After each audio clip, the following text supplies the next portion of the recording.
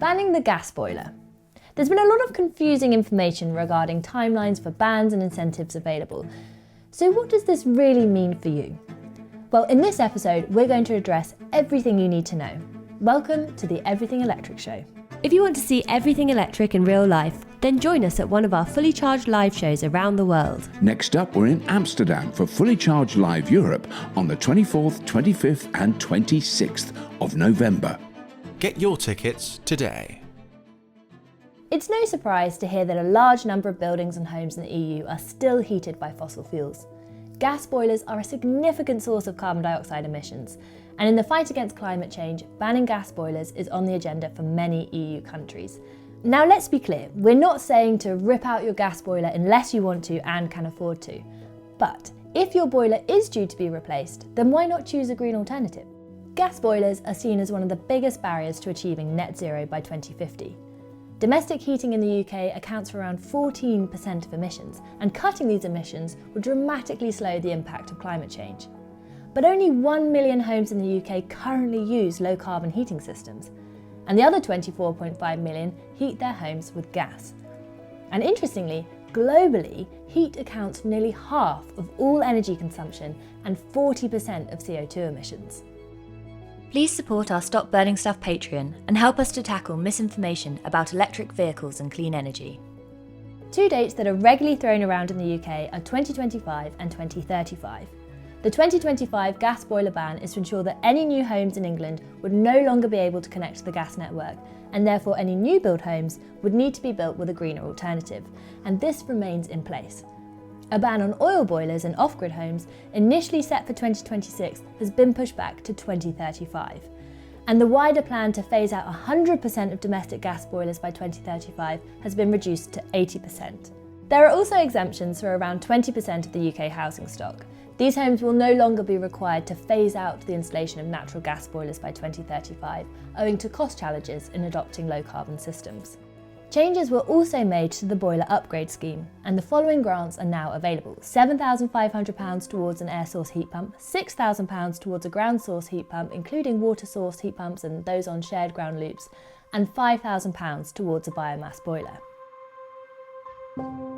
So there are more incentives available now, so that's very welcome and an improvement, because for many people, that's a key barrier, isn't it? When you don't have the cash, having that grant really helps. But they're not the main driver. They are an enabling factor. So if you have a grant program like the boiler upgrade scheme in the UK, it enables people to install a heat pump, but it's not necessarily the main driver. The key driver, I think, is that you see long-term savings, like we see with electric vehicles.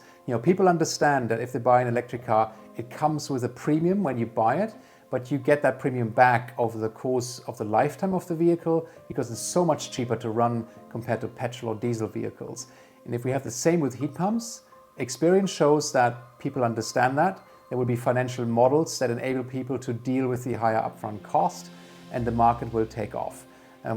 If you do not address that, it's going to be very hard to tilt the market towards heat pumps, because you're constantly fighting an uphill battle where gas boilers are just the default, cheaper to run technology. And that's one of the key areas in the UK where reform is urgently needed. So where does the UK stand compared to other European countries? Despite being the world's third largest gas exporter, Norway's domestic gas consumption was just 1% of its total final energy consumption in 2022. So how has Norway moved away from gas? Norway is by far the leader of the pack when it comes to installing heat pumps, with one heat pump for every 3.4 people. And this is followed by Finland and Sweden. The drive to encourage heat pump installations has been so successful that in 2020, Norway was able to ban oil heating entirely. They also produce nearly 100% renewable electricity, largely thanks to its hydropower plants. So the country's heat pumps are truly green. Denmark banned oil and gas boilers and new builds back in 2013. And as a result, it now only has 400,000 natural gas boilers remaining and plans to have these replaced with district heating or heat pumps by 2029. This means that Denmark will have removed its last boiler at least 6 years before the UK even introduces its bans on new installations. In the Netherlands, about 90% of homes depend on natural gas for heating, the highest share in the EU and significantly above the EU average.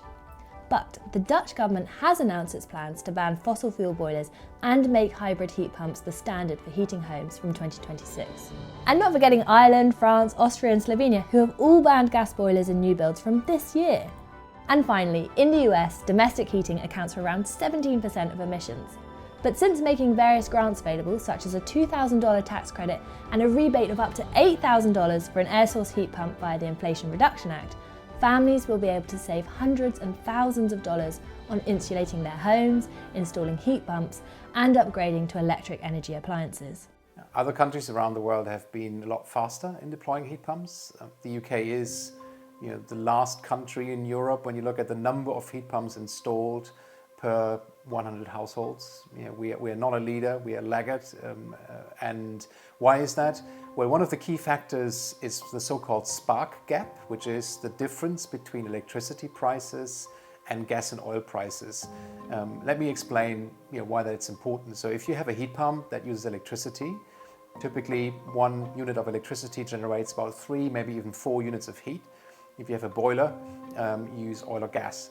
And the amount which you pay for each unit of energy really determines whether you're going to be better off with a heat pump or maybe pay about the same or maybe pay more. And in the UK, the way how prices are structured currently do not generate significant savings for customers. We have a carbon price for electricity through the emissions trading system. There is no carbon price for gas or for heating oil. And that really doesn't help consumers who are looking at this, doing the calculation, and then may conclude, actually, I'm not going to save all that much money. There's a high upfront cost. So why should I install a new heat pump? You could easily change that by changing the way how we tax energy. So in addition to the spark gap, another really important factor is regulation. And in the UK, we once had a target for 2016 for zero carbon homes, which got scrapped. And that would have allowed people who build new homes to install heat pumps, in fact, would have required them to do that. In other countries that have successfully deployed heat pumps have very early on effectively phased out any fossil fuel heating from new buildings. That's a big chunk of the market, and it really helps to kickstart the industry. So there are different technologies, grants available, and other countries are proving that it's possible at scale. But here in the UK, we have some leaky and old housing stock, some of the leakiest and oldest in all of Europe. So can a house like an old Victorian terrace cope?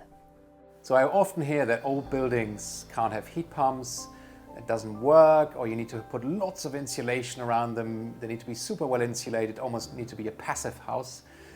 I live in an old Victorian house myself, built in 1880. We had a heat pump for 5 years now, and it works very, very well. What do I mean by working well? Well, we're never cold, and we also save money because we have a flexible tariff, and overall we pay less than what we used to pay having a gas boiler. Technically, there's no reason why you can't have a heat pump, even in very old homes. Here in the UK, every so often we've discussed hydrogen boilers. But is that really a good idea? So there are now 45 independent studies not funded by industry, not funded by the gas industry, by the electricity companies, the heat pump manufacturers, that all say that hydrogen for heating is not going to have a major place in the future. Maybe in some niche applications, but not a scalable solution. The latest report was published by the International Energy Agency on that. They see zero demand for hydrogen in buildings by 2050, and that evidence shows us very clearly that hydrogen for heating is not going to play a very major role at all in the future. Banning gas is an inevitability. It has to be. But for it to happen on the timeline that we want, we need the right combination of incentives and regulation. Let us know what you think in the comments, and do make sure to subscribe whilst you're there. And if you found this episode helpful, then check out this one on hydrogen or this one to find out how Anthony and his family got off gas.